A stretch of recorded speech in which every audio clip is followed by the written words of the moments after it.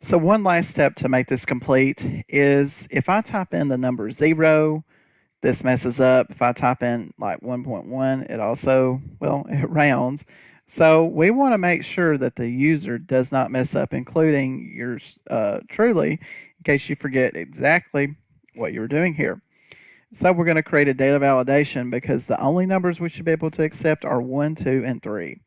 So under the data tab, I will go to data, and then where you see the check or anti-sign, no sign, data validation, we're going to click that link, and we're going to put in some settings. So under settings first, we're going to have a list, and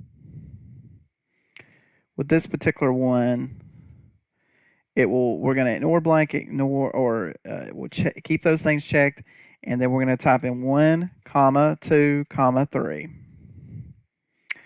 And then we're going to set a prompt for the user. So under input message, we will type in something such as enter 1 for a sales based statement, 2 for a beginning cash balance based statement, or 3 for a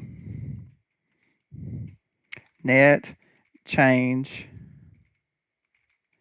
in the cash balanced based statement. We're also going to put an error alert. For this one, we'll say the error message is only 1 or 2 are allowed. And then with these, you can put whatever titles you want. Is maybe I'll put like notice, and then for the input message is maybe something like choose 1, 2, or 3. I'll click OK.